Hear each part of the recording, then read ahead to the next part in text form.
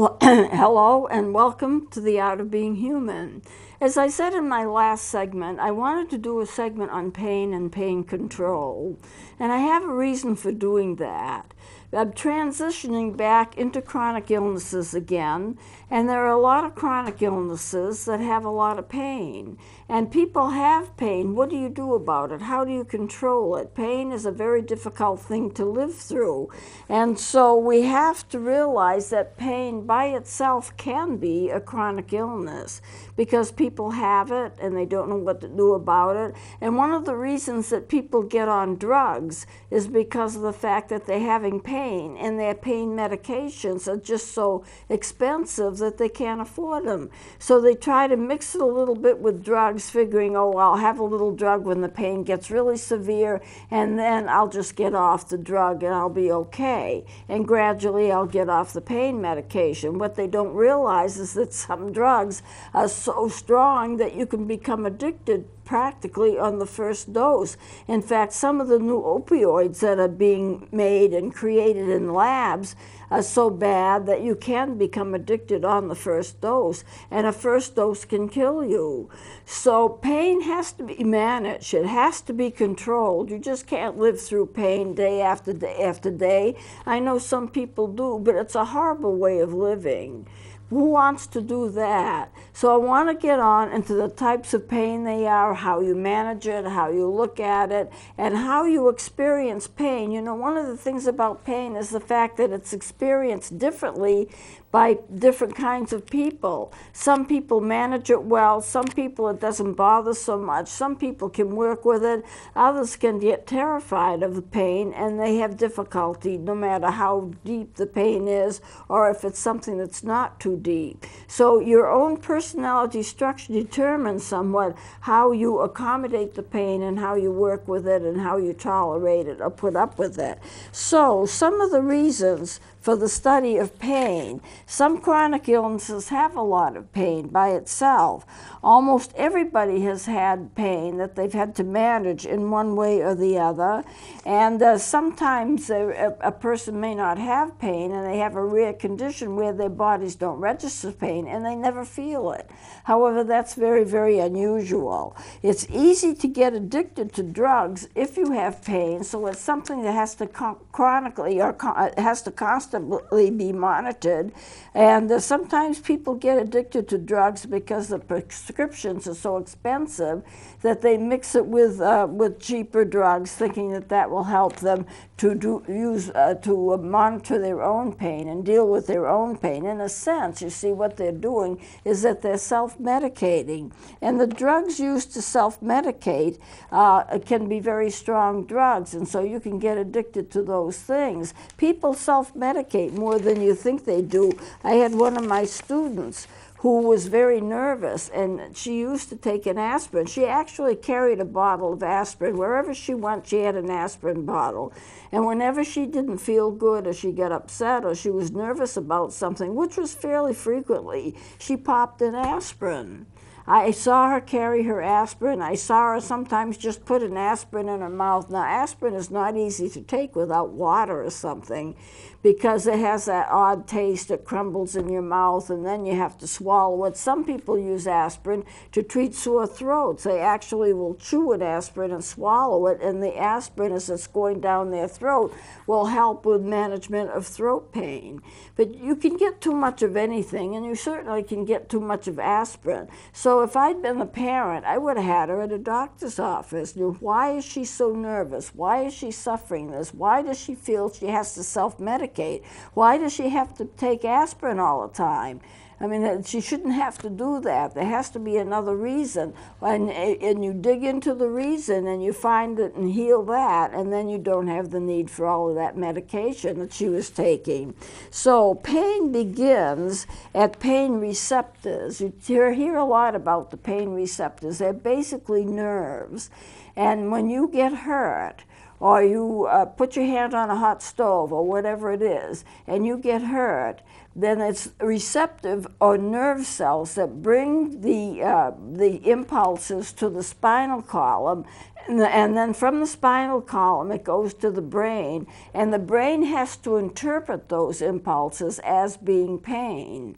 So how do you know whether you're feeling pain? It doesn't take a long time. If you put your hand on a hot stove, you're not going to say, oh, is this hot? I think this might be hot, and then take your hand off. As soon as you feel that heat, your hand immediately goes off. So you know, excuse me, that the impulses are traveling to the brain, spinal cord, and then brain in a very, very fast way, because you barely touch something that's hurtful and you immediately draw away. You get the muscle spasms. So the impulses travel at lightning speed to the nervous system, to the brain, interpreted as pain, and then the impulses come back. You withdraw your hand. Sometimes you can't withdraw your hand. I had a shot in a tendon, just a matter of a couple of days ago, and it was the worst, most difficult shot I've ever had in my life. It was a corticosteroid, and people told me they could be bad, but I've had a tendon injury in my hand, and I'd never had a shot like that before, so I asked them, these were new doctors, and I said, what is it like? Does it hurt? Oh yeah, it hurts, but just for a second or two. It's a very sharp pain, but in a couple of seconds, it's all over. Well, I found out that it was a little different than that, so I had my hand resting on like a couch or a table for them to inject, and they came out with a needle about yay big. I'm probably exaggerating the size, but I can tell you this is not a small needle. I have injections because I give myself insulin all the time, and they said, we aren't going to lie to you, and we're not going to kid around. This is not a fun shot to take. So I knew I was in for it. They don't numb you. So he had my hand open and he's feeling around for just the right place to put that shot. And he said, unfortunately, I have to inject in the sorest spot that I can find. It has to be done in the spot that's the most painful.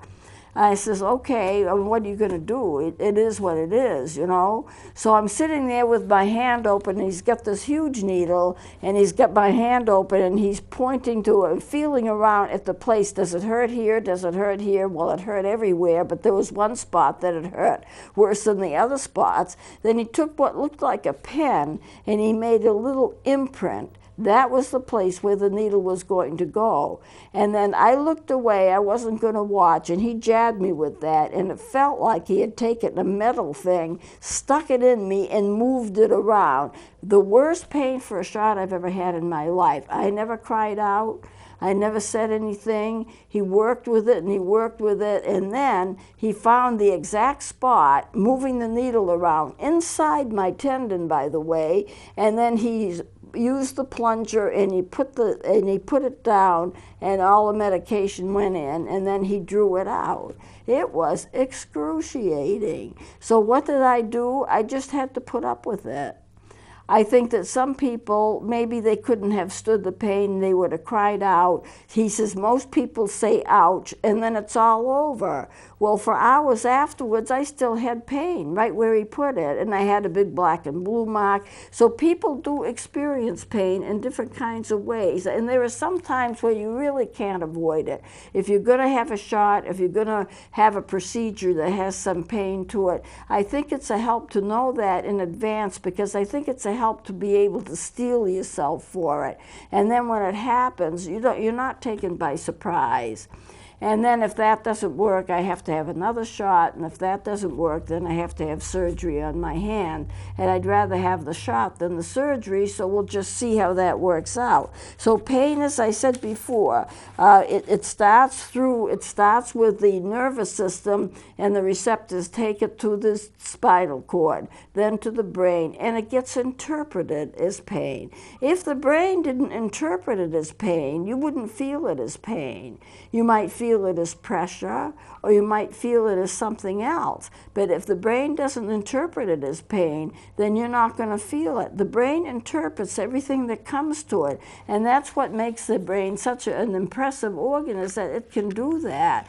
And not only can it interpret pain, but how much pain, how deep the pain is. So the impulses do go through to the spinal column and then the brain.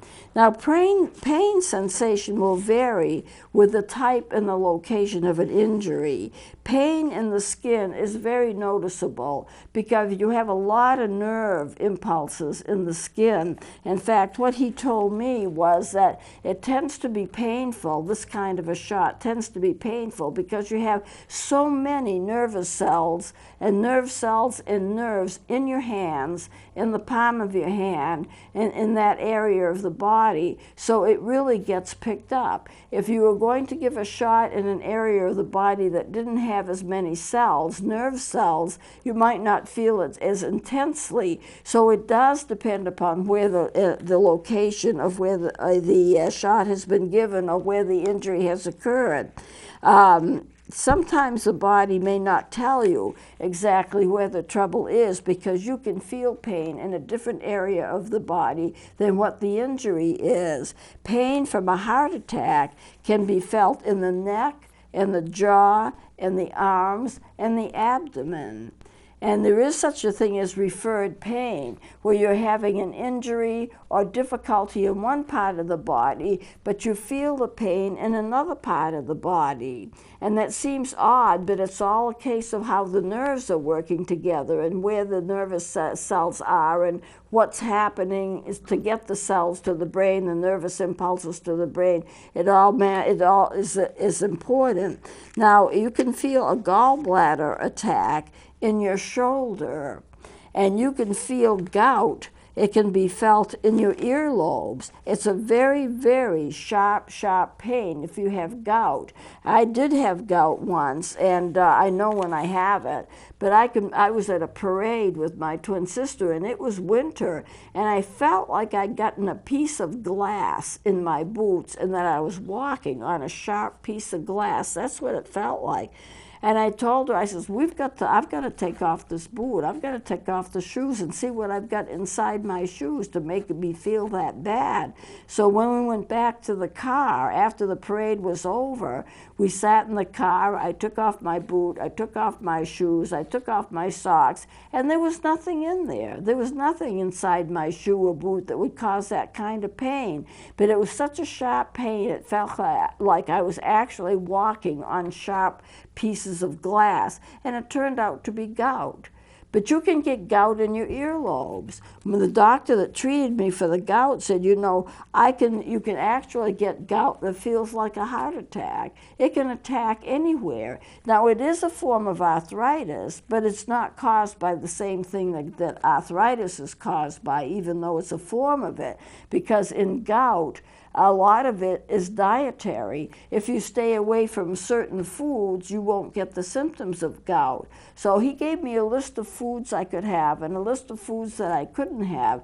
And I very, very rarely ever have an episode of it. And when I do have it, I know what it is, and I know what's caused it, and I know it's just a matter of a period of time when it will stop and I won't have to worry about it anymore and I don't have to feel it anymore. So it is a lot of it. You know, if you have uric acid in your system and your system can't handle uric acid, that's when you get gout symptoms. It's not because of the weather. It's not because of the pressure or a storm is coming. You know, in arthritis, when the pressure goes down before a storm, that's when you start to feel the pain of arthritis. There's something about the pressure going down. So there's not as much pressure, air pressure on your skin.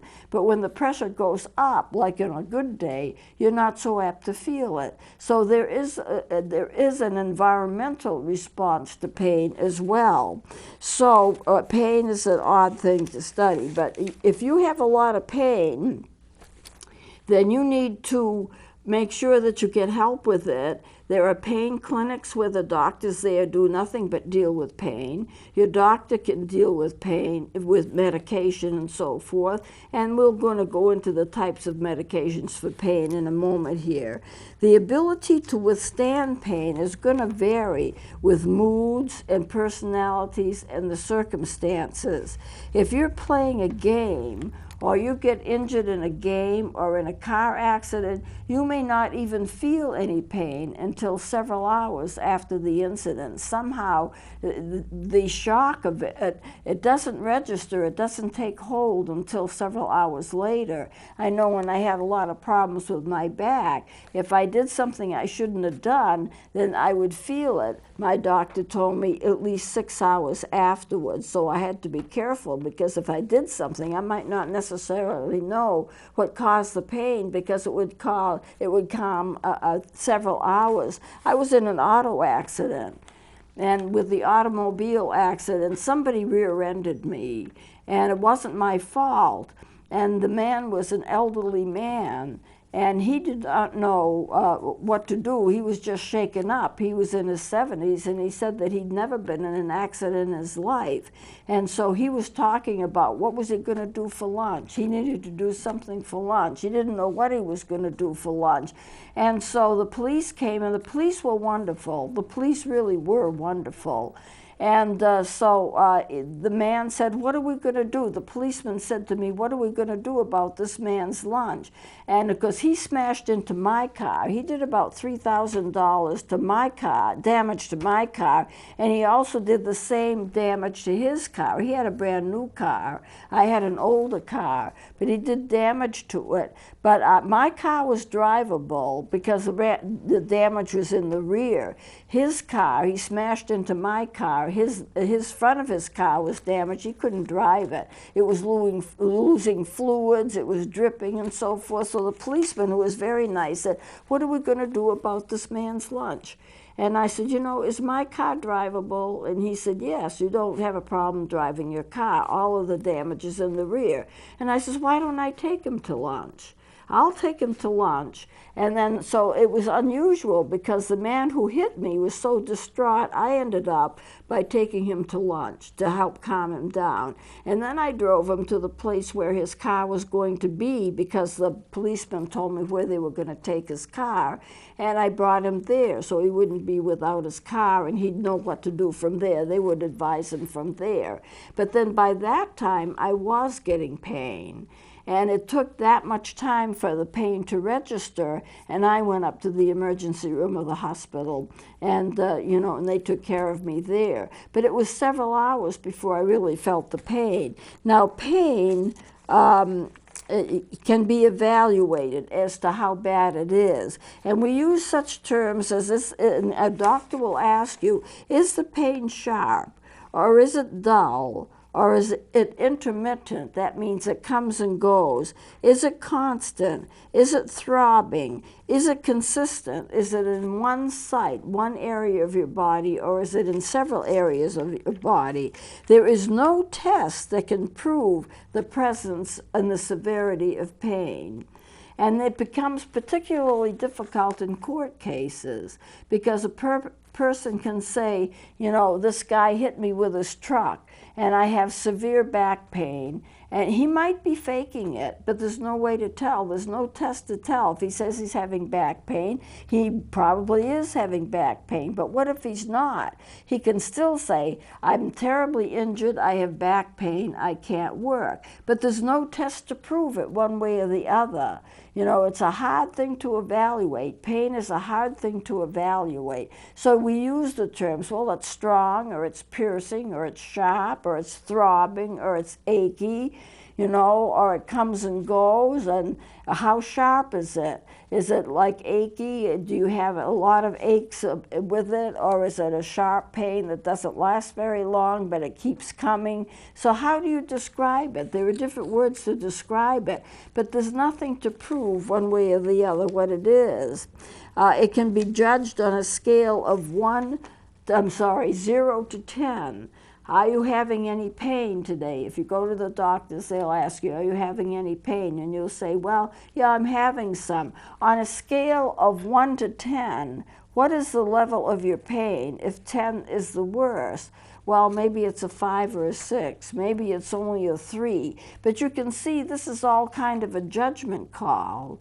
You know, if it's very severe, of course, you're going to say it's 10 or above. If it's not, well, maybe it's a 5 or 6. If it's 8 in that area, then it's a lot of pain. If it's 2 or 3, it's not so bad. But how do you accurately measure that? There's no real accurate way to measure that. As I said, it gets to be a problem sometimes in dealing with pain because you don't know exactly what you're dealing with because there's no way to measure it. And the fact is, people respond to pain in different ways. What to me might be awful, to somebody else might not be so awful. So they might say 3 or 4, and I might say 8 to the same kind of pain. So we are individuals, and so what we respond to and how we describe our pain is different. So it's hard to evaluate that. But you know, you really have to you really have to deal with pain and know what to do about it, because you don't want to live with pain. It's awful. You know, if somebody's sitting there screaming, that you've got to help them out somehow with the pain. If you have pain, you don't want to sit there and go through your day wishing that you could take more aspirin or wishing you could take this or that. And you have to be careful with the pain medications because they can cause people to become hooked on them. Now, I've taken things like the opioids that I had for various conditions I've had, and I found it didn't help very much. So some of these painkillers that are supposed to be so strong and people get addicted to, I take 1 or 2 of them and say, that's not going to work, and then I just don't use them anymore. So it's very individual. How you experience pain is very individual, but it becomes chronic because it's a part of your life and you don't know what to do about it. You have to handle it, and anything that's going to affect you in your life that becomes chronic and you keep having it, well, that to me is the same kind of thing as having a chronic illness. Now we're going to continue with this next time, so we haven't finished it, but definitely next time we'll complete this segment of pain and pain control. So please join me next time and we'll close it here.